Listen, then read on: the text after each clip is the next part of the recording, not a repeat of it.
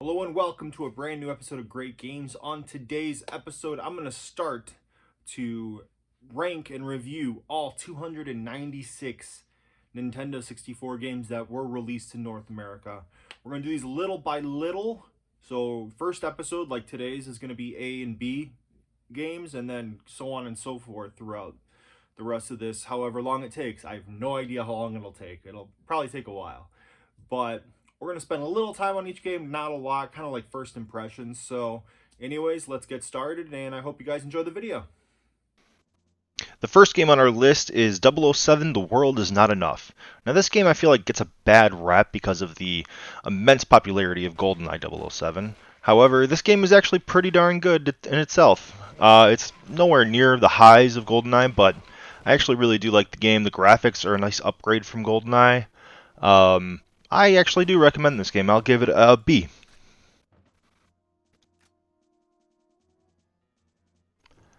"1080 Snowboarding" is a snowboarding game developed by Nintendo. It's pretty fun, although I'm really bad at it, but the graphics are very nice with no pop-in, and I enjoy the little touch of the snowboarder's clothes moving in the wind. The soundtrack is also really fun to listen to, and I'll give this one a B.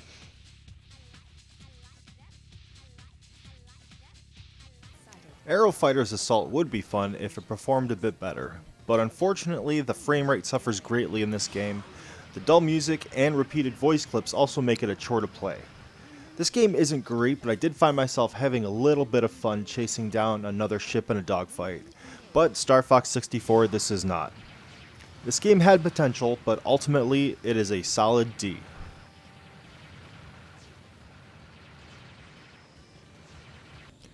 Aero Gauge is a very average title that looks like a ripoff of F-Zero and or Wipeout. The biggest difference is that your car, if you want to call it that, actually flies and can maneuver it around when it does fly. The frame rate is pretty steady, but this game has no character at all, and the game just comes off as incredibly bland. It's just a run-of-the-mill futuristic racing game. If you like those, maybe you'll like this one more than I did, but to me it's a C. Aiden Chronicles The First Mage had ambition. Too bad that's the best thing I can say about the game. It tries to be an RPG but fails because of how boring it is. My biggest gripe with it is that there's no music when you're battling. At least none in the few battles that I've fought. The only reason I'm not giving this game an F is because I think some of the character models look surprisingly good, despite everything else looking like utter crap. This game's a very generous D. All-Star Baseball, 1999. Hey, it's basic baseball. Nothing here really stands out or is noteworthy whatsoever. You hit the ball, it goes far, or it doesn't go far. You throw the ball, the guy either hits it or doesn't hit it. You know, it's baseball. It's a very below average baseball experience, and it's another D.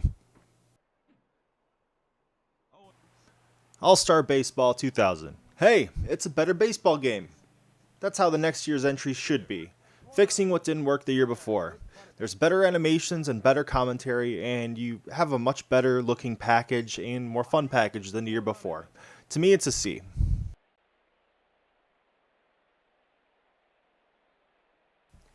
All-Star Baseball 2001. Not much different to the year prior. Only real difference that I noticed was an added arcade mode where you don't need to aim while pitching or batting.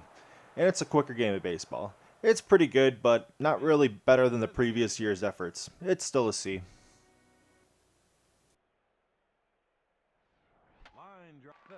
All-Star Tennis 99 is a pretty generic tennis game, or at least I thought it was when I first played it.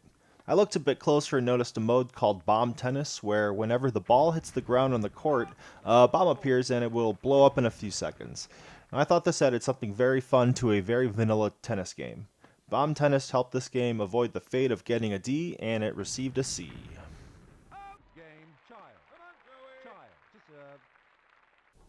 If you love killing bugs while struggling with controls, Armorine's Project Swarm is the game for you. I couldn't for the life of me figure out where to go after I did figure out the controls. There's also a radar, but I feel like it's useless. It was very unhelpful. I would have probably liked this one a bit more if I stuck with it for a little while. The graphics here are the highlight for me. It's a solid D. Army Men Air Combat is one of those ridiculously fun Nintendo 64 games that nobody ever seems to talk about.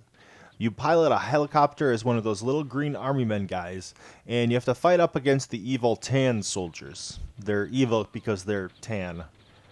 It's super fun and arcadey, and of course it's very fun to blow stuff up.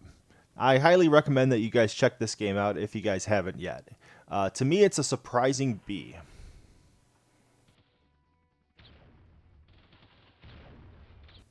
Army Men Sarge's Heroes was a game that I must have rented a bunch of times. My siblings and I were pretty obsessed with it. Overall, it's pretty average, but the missions offer some fun, but the camera will make you want to quit the game. It's a C.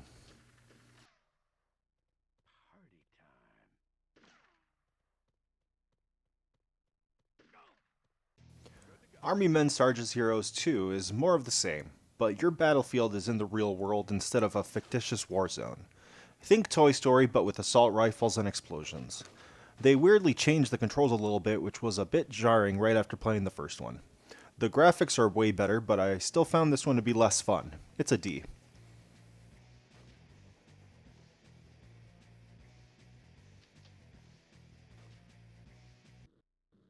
Here's a game that didn't really need a version on the N64. Asteroids Hyper 64. It's Asteroids, but with polygons. I found the actual asteroids to be a bit too dark and a little hard to see, but once I got used to that, I had a lot of fun. If you're a big Asteroids fan, I would grade it a bit higher than what I'm about to give it, but for me, it's a C.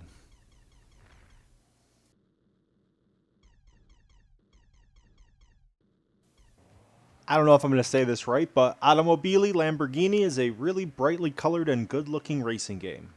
The draw distance and lack of fog is both impressive and a rarity for the system. I got the good out of the way first. The controls are really touchy. When I gently move right with the control stick, it rams me into a wall. The bad control makes this game very frustrating and unfun, and it really hurts me to do this because of how good the game looks, but to me it's a D.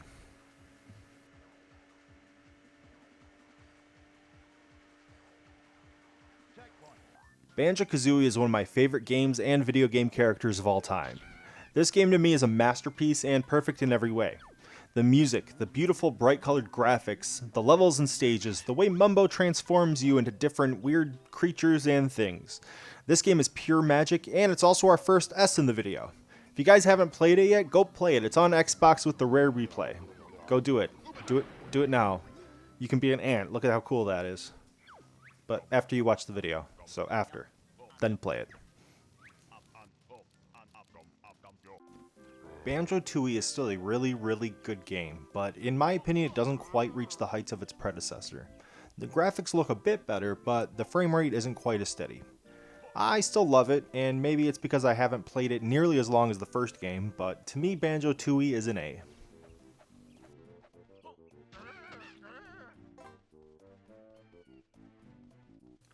I don't know a dang thing about fishing, but Bassmasters 2000 made me think I did. It's a simple fishing game, but it proved to be difficult catching anything, but it felt incredibly satisfying when I did. I'll give it a C.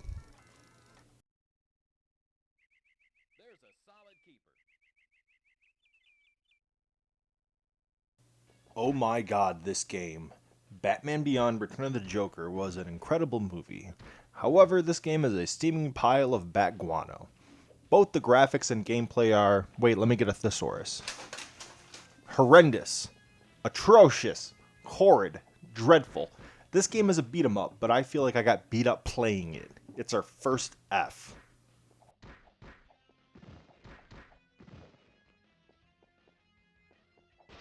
Ah, good. Something way better. Battle Tanks is a pretty fun tank game where you drive a tank. Duh. You blow up your enemies with said tank, and as always, blowing stuff up is awesome. I mean, virtually, of course. It controls remarkably well and is overall a fun experience, but it can get pretty repetitive very quickly. I also found it frustrating that you don't start out with the radar. You have to find it like a power-up. It's fun, but average like me, and I'll give it a C. Pretty much everything I said about regular Battle Tanks can be said about Battle Tanks Global Assault. The graphics seem to be a bit better and brighter, and there are more enemies to kill, but I don't think this is enough to make this game higher than what the previous game was, which was a C. So this one's also a C.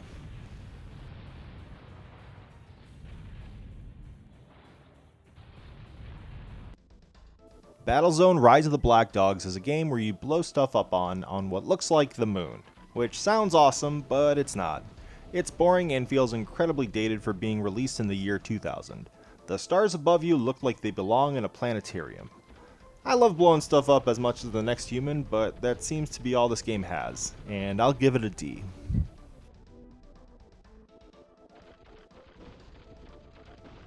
Beetle Adventure Racing is one of the best non-kart racing games on the system. It's amazing to me that a racing game with literally one kart type is this much fun. It's an arcade type racing game that doesn't take itself very seriously. There are boost power-ups that you can grab while racing, and finding the shortcuts is incredibly satisfying. I highly recommend this game if you haven't played it, and give it a shot. It's an A.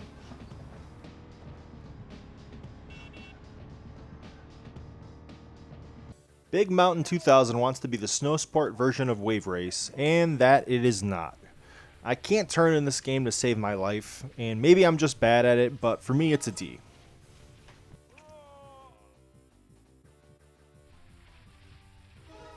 BioFreaks is a fighting game that has plenty of unique and cool looking characters, but there's really no substance beyond that. This is a fighting game that you should avoid. Just because of the good graphics and cool characters, I will give it a D.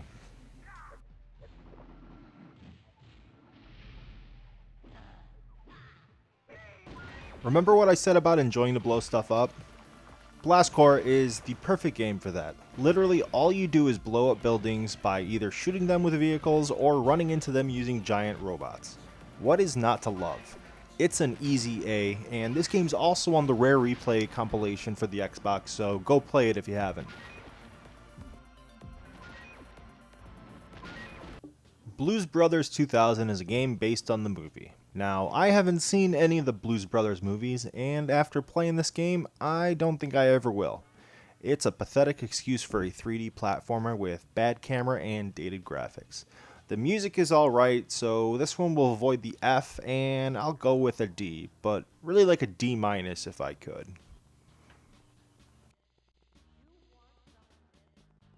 Body Harvest is a really fun game brought to you by the people who will eventually make the Grand Theft Auto series.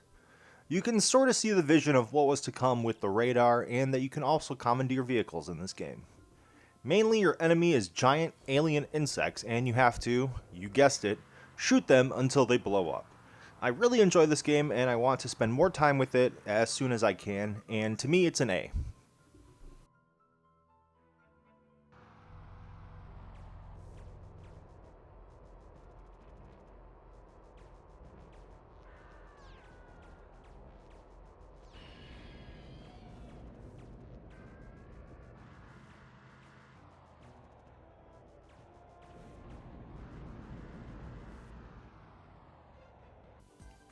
Here's Bomberman 64. It's Bomberman, but in a 3D setting.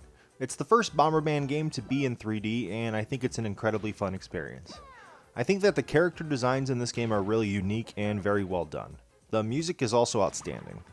The single player mode is super fun, but the game really shines in its multiplayer mode that the Bomberman series is known for. Get 3 of your friends and bomb each other all day. This game is an easy A.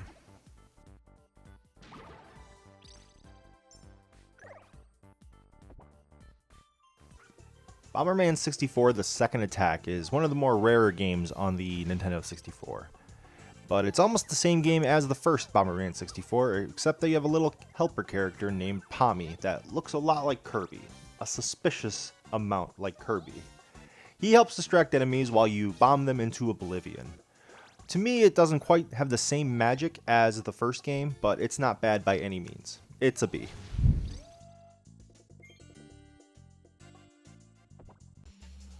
Bomberman Hero is way different than the 2 Bomberman 64 games. It's more of a 3D platformer with Bomberman elements. You can be a submarine, get a jetpack, and other features. This game is probably the most unique Bomberman experience in the entire series. Unfortunately, it has no multiplayer support, which is sort of unheard of in a Bomberman game. Because of that, it's a B, but it's still really good, and you really can't go wrong with any of the 3 Bomberman games for the system.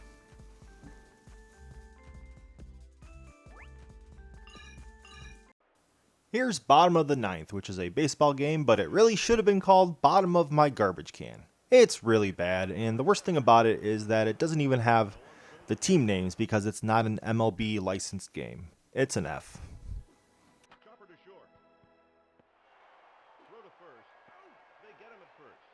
Buck Bumble is a third-person fighter plane game, but you're a bumblebee with implanted cybernetic technology instead of a fighter plane. It's a decently fun game with okay graphics, but the fog is very heavy in this game and it makes it very difficult to navigate. But once you spot enemies, it's really fun trying to shoot them down. I wish this game was good enough to make an inevitable B pun, but it's not, so it's a C.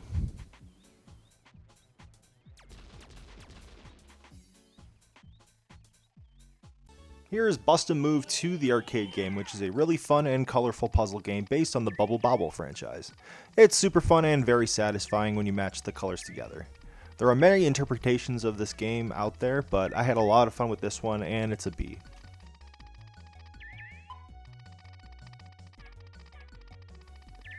Here is Bust a Move 99, which is pretty much the same game, but maybe with slightly better graphics. Everything I said about the last game is true with this one as well, so it's another B.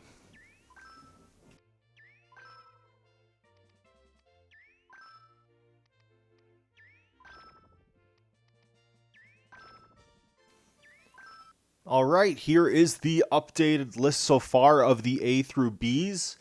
Let me know what you agree with, let me know what you disagree with. I'm sure there'll be plenty of controversy, and I can't wait to hear all about it. If you guys liked the video, hit that like button and subscribe if you guys don't want to miss any more of these. Thank you guys so much for watching, and have a great day.